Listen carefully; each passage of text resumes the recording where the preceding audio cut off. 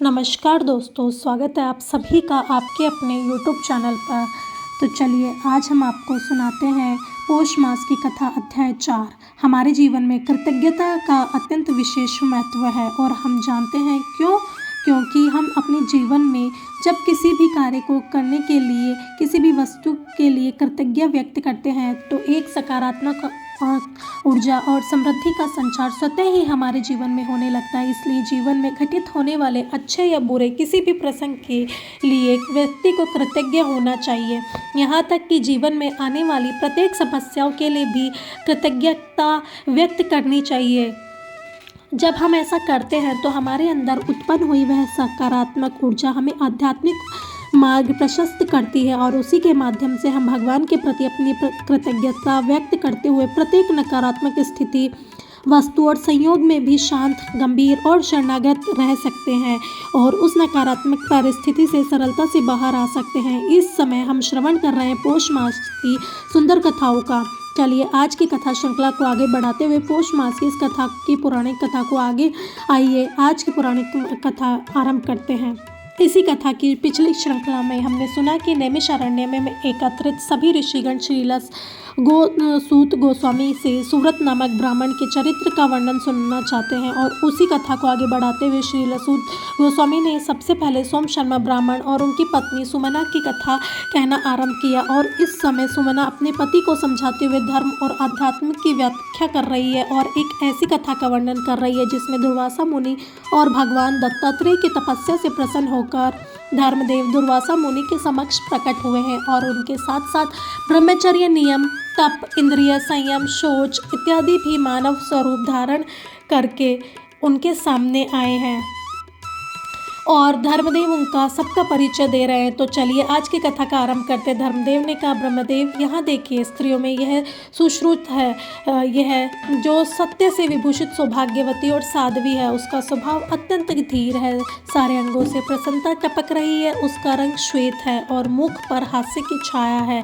वह कमल लोचना सरस्वती देवी है। हे द्विज श्रेष्ठ, यह दिव्य आभूषणों से युक्त क्षमा उपस्थित है जो परम शांत, सुस्थिर और अनेक में विधानों से युक्त है। महाप्राज्ञ, आपकी ज्ञान स्वरूपा शांति भी दिव्य आभूषणों से विभूषित होकर यहाँ आई है। यह है तुम्हारी प्रज्ञा जो परोपकार में संलग्न, सत्यपरायण और सुलभ भाषण करने वाली है। यह क्षमा के साथ बड़ी प्रसन्न रहती है।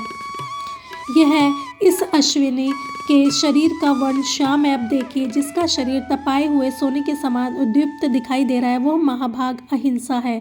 यह अत्यंत प्रसन्न और अच्छी मंत्रणा से युक्त है। वो यत्र तत्र दृष्टि नहीं डालती, ज्ञान भाव से एकांत्र होकर सदैव तपस्या में लगी रहती है। हे महाभाग, अब यह देखिए, आपकी श्रद्धा भी आई है जो अनेक प्रकार के बुद्धि से आक्रांत और अनेकों ज्ञान से आकुल होने पर भी स्थिर है। यह श्रद्धा मनोहर और मंगलमय है, सबका अच्छा चिंतन करने वाली संपूर्ण जगत की माता यशविनी और गौरवर्णा है। इधर यह मेधा उपस्थित है, उसके शरीर का रंग हंस और चंद्रमा के समान श्वेत है, गले में मोतियों का हार लटक रहा है, हाथ में पुस्तक और स्फट काश की माला है। यह प्रज्ञा है जो सदैव ही अत्यंत प्रसन्न रहती है। यह प्रज्ञा देवी पीत वस्त्र से शोभा पा रही है। हे ब्राह्मण देव, जो त्रिभुवन का उपकार और पोषण करने में अद्वितीय है, जिसके शील की सदा प्रशंसा होती है, वह दया भी आपके आसपास आई है। यह देखिए, यह वृद्धा परम विदुषी त्वपिनी है, भाव की भार्या है और मेरी माता है। हे सुव्रत, मैं आपका मूर्तिमान धर्म हूँ। हे ऐसा समझकर शांत हो जाइए, मेरी रक्षा कीजिए। आप क्यों क्रोधित हो रहे हैं? धर्मदेव की यह संपूर्ण व्याख्या और परिचय सुनने के बाद दुर्वासा मुनि ने कहा, हे देव, मुझे जिससे क्रोध हुआ था वह कारण सुनिए। मैंने इंद्रिय संयम और शौच आदि कलेश में साधनों द्वारा अपने शरीर का शोधन किया, तपस्या की, लेकिन ऐसा करने पर भी देख रहा हूँ कि मेरे ही ऊपर के आपकी दया नहीं हो पा रही है। हे धर्मराज, आपके इस बर्ताव को न्याय युक्त नहीं मानता मैं और यही मेरे क्रोध का कारण है, दूसरा कुछ नहीं। और इसलिए मैं आपको 3 श्राप दूंगा। हे धर्मराज, अब आप राजा और दासी पुत्र होइए और साथ ही स्वेच्छु चंडाल योनि में भी प्रवेश कीजिए। इतना कहकर दुर्वासा मुनि धर्मदेव को श्राप देकर चले गए। इस कथा को सुनकर सोम शर्मा ने पूछा, हे भामिनी, महात्मा दुर्वासा का यह श्राप पाने के बाद धर्मदेव की क्या अवस्था हुई, उन्होंने इन श्रापों का उपभोग कैसे किया, अगर तुम जानती हो तो मुझे बतलाओ। तब सोम शर्मा ब्राह्मण की पत्नी ने कहा, हे प्राणनाथ, धर्म ने भरतवंश में राजा युधिष्ठिर के रूप में जन्म ग्रहण किया। जब वे दासी पुत्र होकर उत्पन्न हुए तब वे विदुर नाम से उनकी प्रसिद्धि हुई। और तीसरे श्राप का उपभोग मैं बताती हूँ। जिस समय महर्षि विश्वामित्र ने राजा हरिश्चंद्र को बहुत कष्ट पहुँचाया, उस समय परम बुद्धिमान धर्म चांडाल के स्वरूप को प्राप्त हुए थे। इस बात से संतुष्ट होकर सोम शर्मा ने पूछा है, भामिनी, ब्रह्मचर्य के लक्षण का विस्तार पूर्ण वर्णन करो। तब सुमना ने कहा, हे नाथ, सदैव सत्य भाषण में जिसका अनुराग है, जो सदैव सत्य वचन बोलना चाहते हैं और बोलते हैं, जो पुण्य आत्मा होकर साधुता का आश्रय लेते हैं, ऋतुकाल प्राप्त होने पर भी अपनी स्त्री के साथ समागम करते हैं, स्वयं दोषों से दूर रहते हैं और अपने कुल के सदाचार का कभी त्याग नहीं करते, वही सच्चा ब्रह्मचार्य है। द्विज श्रेष्ठ, यह तो मैंने गृहस्थ आश्रम में रहने वाले ब्रह्मचर्य का वर्णन किया है। यह ब्रह्मचर्य गृहस्थ पुरुषों में को सदैव मुक्ति प्रदान करता है। अब मैं सन्यासियों के ब्रह्मचर्य का वर्णन करती हूँ। देखिए, एक यति या सन्यासी को होना चाहिए कि वह इंद्रिय संयम और संयम सत्य से युक्त होकर पाप से सदैव भयभीत रहे, स्त्री के संग का परित्याग करे, ध्यान और ज्ञान में निरंतर संलग्न रहे। यही यतियों का ब्रह्मचर्य बताया गया है। अब वानप्रस्थ के ब्रह्मचर्य का वर्णन सुनिए। वानप्रस्थी को सदाचार से रहना चाहिए और काम और क्रोध का त्याग करना चाहिए। उच्च वृत्ति से जीविका चलाएं और प्राणियों के उपकार में संलग्न रहे। यही वानप्रस्थ का ब्रह्मचर्य धर्म बताया गया है।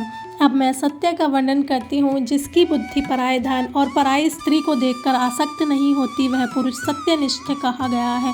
अब दान क्या है, यह सुनिए। जिससे मनुष्य जीवित रहता है, भूख से पीड़ित मनुष्य को अन्न अवश्य देना चाहिए। उसको देने से महापुण्य लगता है और दाता मनुष्य सदैव अमृत का उपभोग करता है। अपने वैभव के अनुसार प्रतिदिन कुछ ना कुछ दान अवश्य देना चाहिए। सहानुभूति पूर्ण वचन कहना, तृणशय्या, घर की शीतल छाया, पृथ्वी जल, अन्न, मधुर वचन, आसन, वस्त्र आदि या फिर निवास स्थान और पैर धोने के लिए जल, यह सभी वस्तुएं जो प्रतिदिन आए हुए अतिथि को निष्पट भाव से अर्पण करता है, वह इस लोक और परलोक में भी आनंद का अनुभव करता है। जो दान, स्वाध्याय इत्यादि शुभ कर्मों के द्वारा अपने प्रत्येक दिन को सफल बनाता है, वह इस जगत में मनुष्य होकर भी देवता माना जाता है।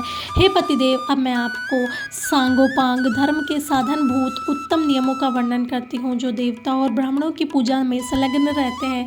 नित्य निरंतर शौच यानी स्वच्छता, संतोष इत्यादि नियमों का पालन करते हैं। दान, व्रत और हर प्रकार के परोपकारी कार्यों में योग देते हैं। उनके इस कार्य को नियम कहा गया है।